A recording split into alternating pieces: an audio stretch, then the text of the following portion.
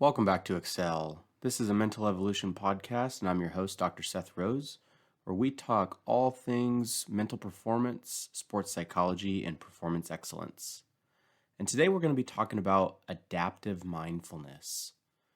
So I want you to imagine that your attention is like a river.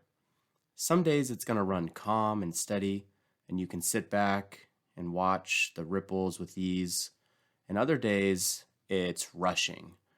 It's carrying every leaf and branch and debris. There's bubbles churning. It's going faster than you would imagine. And maybe there's pieces of debris coming downstream all at once. If the current is already strong, trying to notice all the details within the river just pulls you in faster and you can't really keep up. Now, adaptive mindfulness is learning when to sit by the river and observe, and when you need to step back to higher ground to gain perspective.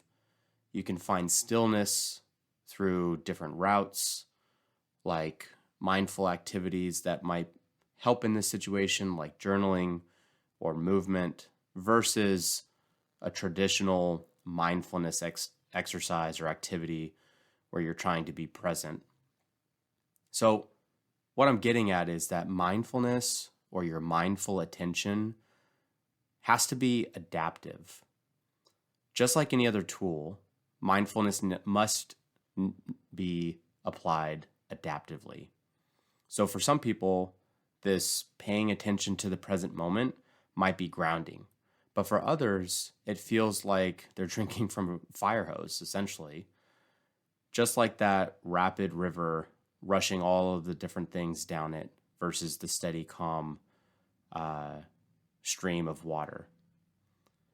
Now, if your brain naturally processes the world by pulling in large amounts of data, so maybe the population that you're in is much more cerebral, faster pace, those sort of things, traditional mindfulness practices such as tracking every breath, or being present to the sounds or sensations that you have, they can actually increase this overload instead of trying to reduce it.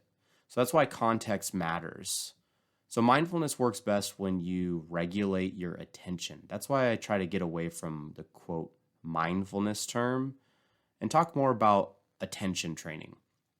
So we don't want to flood you with too many inputs. So the key is to be flexible. Know when being mindful helps you calm down and reset, and when a different strategy might serve you better.